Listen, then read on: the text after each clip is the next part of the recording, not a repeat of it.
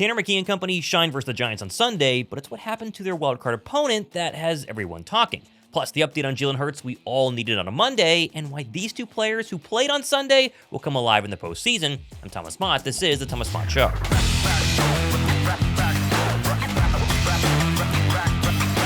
While the Bird backups were busy beating down the Cancun-bound Giants, the playoff picture in the NFC officially became clear, despite some major news that broke for both Philadelphia and their eventual wildcard opponents that sent shockwaves through the NFL. First, though, in honor of the playoffs officially starting, I've announced a brand new signed giveaway, which is this signed full-size Devontae Smith football, which is fantastic. We're going to do this once we hit 80,000 subscribers coming up very, very soon. So if you want to get in on this, drop a like on today's video. Also be subbed, and if you want, go down below for good luck. Let me know where you display this football if you end up winning. Also, the winner of the playoff tickets from yesterday's live stream has officially claimed them, so they're gone. I think we're going to do some more coming up, though, soon. Now, before the Birds took the field versus the Giants, the first bit of great playoff news for Philadelphia finally dropped, as Jeff Kerr reported that Jalen Hurts participated in the Eagles walkthrough on Saturday and is expected to play this coming week in the wildcard round.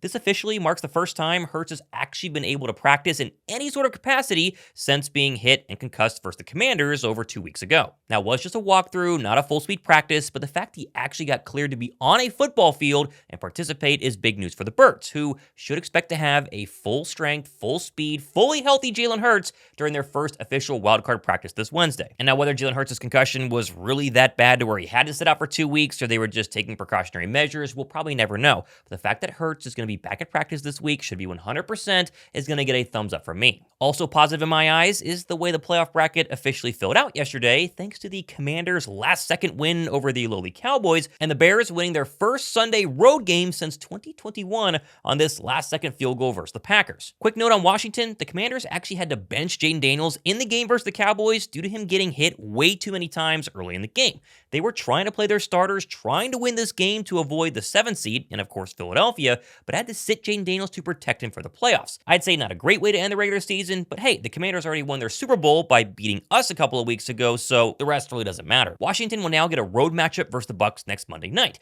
with the Vikings officially heading to the Rams in the 4-5 matchup, leaving Philadelphia officially at home versus the Green Bay Packers on Sunday afternoon. A familiar opponent that the Birds defeated in a shootout, what seems like 10 years ago today, when they went down to Brazil for the opening game of the year. Yeah, that's the playoffs, and that's the NFC, and a lot of good teams here, and we'll take one game at a time. I believe it's Green Bay right now, and we'll settle our sights on them, and really good football team, coached really well, so I'm not really worried about anything else other than them. Also, I want to give a massive shout out to the sponsor for today's video, Bolero. No matter where you're at, Bolero has over 350 plus locations nationwide, and their bowling centers are state-of-the-art and also feature first-class arcade games, tons of delicious menu items, plus signature cocktails that makes having fun indoors during the winter super easy. And I experienced this firsthand a couple of weeks ago when I took my wife and friends to the Bolero like right down the street from me, and we had an absolute blast on a Friday night. The food, which you order right at your bowling lane, was absolutely incredible, and quick little shout out to myself. I took a bowling class in college, pretty crazy, but I did, and so naturally I won every single game. We also played all of their arcade games, which were honestly a ton of fun, and overall the night was awesome. And right now, new guests who want to go bowling can go down below in my description box, should be somewhere right below me right here, click the link, use my coupon code, and you'll get 20% off your lane reservation. That way you can have a fun night out with your friends and family to go bowling. It really is that simple. Just go down below in my description box, click the link down below, put your name, your email address, and your preferred bowling center, and go ahead and plan your next epic night out using my coupon code with our sponsor, Bolero. But the Packers enter wildcard weekend with plenty of question marks of their own, including an apparent knee injury for wide receiver Christian Watson on this play, who, as of filming today, has not officially been diagnosed with anything serious, but I think his reaction while being carted off the field likely suggests something severe. Watson has been the Packers' number 2 wide receiver all season long, and his loss is surely going to hurt Jordan Love in the Green Bay offense.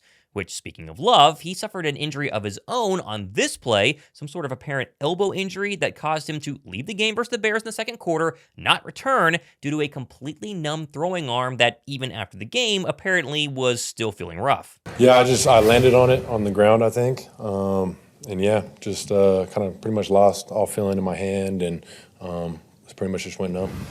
Like you were taking some practice throws in the sideline there late in the fourth quarter. Just how did you feel? Yeah, same thing after the halftime. You know, I came back, was trying to get some throws, and same thing, kind of the outside my hand, pinky, really couldn't feel it, was pretty numb. And, we just made a decision to hold me back. And then, in the fourth, later on, Malik, had hit his hand and something happened there. So I wasn't sure if he was going to be able to finish it out there. So we were trying to get warmed up again and throw. How does it feel right now? Is it still numb? About the same. What's your chances for Philadelphia? Yes. No word on Jordan Love as of filming this on Monday morning, but Pro Football doctor David Chow, he guessed at a right elbow contusion that, as long as there's no structural or nerve damage, should be good to go to play this week in Philly. But it could take time for Love to get full feeling back, meaning he might not practice over the next couple of days, and this injury, paired with the Watson injury, means the Green Bay Packers will limp to the Eagles following their 3-5 collapse to finish the regular season. And honestly, I'm feeling very confident about the Eagles' chances. Like, it's true, last year the Packers were in the same position where they headed to the NFC East champs on the road and destroyed the Cowboys, but we forget again, the Packers were red hot going into last year's playoffs versus being pretty darn cold and banged up this year. Plus, Philly has beat them before and looked very, very good doing it, and albeit their first game of the season, which again was 18 weeks ago, and clearly a lot has changed on both sides of the football. Time to dive in and see if I feel like a lot of stuff has changed. I feel like it's been a year since we played them last in Brazil, my God. Reset and get ready for this postseason. We know what they're about. We see them already. They're a good team when we played them the first time. We had to make sure that we're on our P's and Q's because the game was close too. And but at the end of the day, it's a playoff mindset. It's a new season going into next week, and we just have to treat it as such. Philly will also be playing on a fresh field, as revealed by NBC Philadelphia yesterday, as the Birds were seen ripping up the turf at the Link immediately following the win versus the Giants. A new turf, home field advantage, a chilly Lincoln Financial Field afternoon, plus fresh players like Saquon Barkley, who accounted for 3 touchdowns the first time these two teams played. I think this contest should be tilting in Philly's favor in a very big way. Anytime you can get the guys rest this late in the season, it's like when we take guys out, when we have a big lead in a game, you want to take them out to rest those guys as well because it's a long season. And every game's so important that you just, it's huge to be able to do that. Lost in the whole debate between resting Saquon Barkley and not this past week is the fact that the Eagles were able to use Week 18 as their own official bye week, which technically, according to history, helps their Super Bowl chances in a dramatic way. Teams with a bye in the playoffs are 7.3 times more likely to make the Super Bowl than teams without a bye. The 2 seed means you're 4.7 times more likely to make the Super Bowl than a 3 through 6 seed. Again, advantage Philadelphia. Now, elsewhere around the league, it was Black Monday, meaning a bunch of NFL coaches are officially being fired, and you can add the total up to 5 total head coaching vacancies as of right now, with the Patriots axing Gerard Mayo, and of course Dougie P getting the cut from the Jacksonville Jaguars. Not axed, though, to my surprise, was Giants GM Joe Schoen and head coach Brian Daboll, who will both keep their jobs heading into 2025, despite the G-Men's terrible season and now 0-for-12 in their last 12 road games versus our Eagles. Massive congrats to the Giants for making yet another terrible decision. I'm sure it's going to be much different going forward. How long will it take to improve the product, John? It better not take too long, Bruce, because I've just about run out of patience.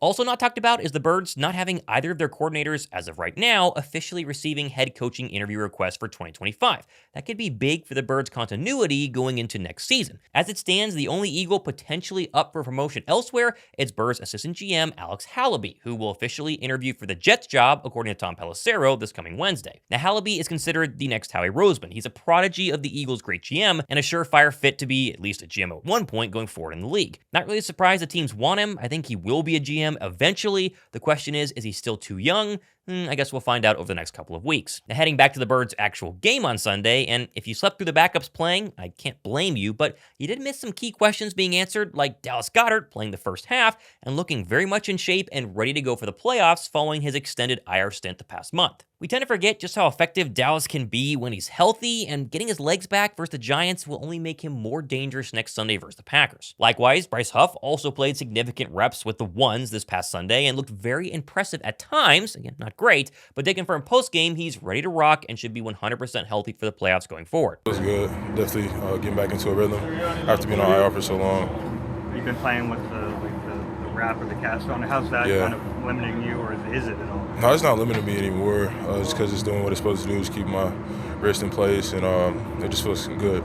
When it comes to the quarterback, Tanner McKee, I thought he was fantastic. He started red hot before kind of cooling off in the second half, but finished now 6 quarters of NFL action with a 66% completion percentage, 4 touchdowns, and 0 picks. In my mind, he officially cemented his spot as the Birds' backup, at least going into the playoffs, over the injured Kenny Pickett, and seemed to be pretty confident in his post-game press conference. I haven't thought about that.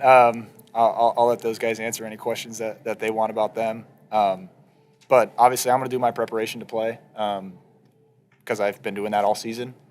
So, yeah, I'm gonna be doing the same thing. I'll be ready whether I'm the 1, the 2, the 3, the 6, whatever that is.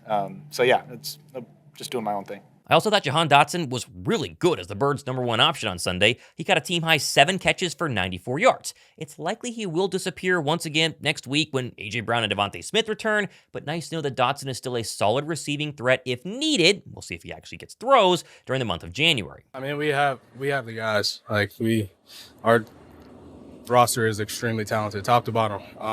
Guys that you might not see on the day-to-day making plays, but you know, it's a next man up mentality on this team.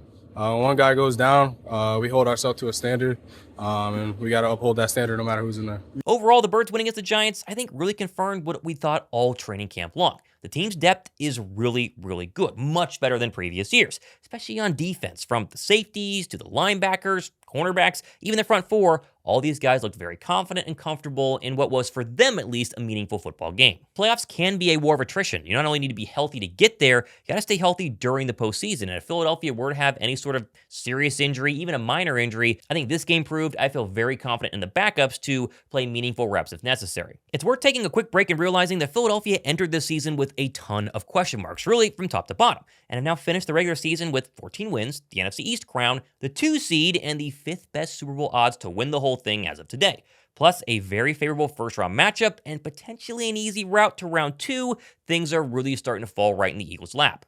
Yeah, it's taken a lot of people to win 14 games. There's been a lot of contributions from a lot of different people. You know, had some bumps and bruises along the way, and a lot of guys have stepped in and played.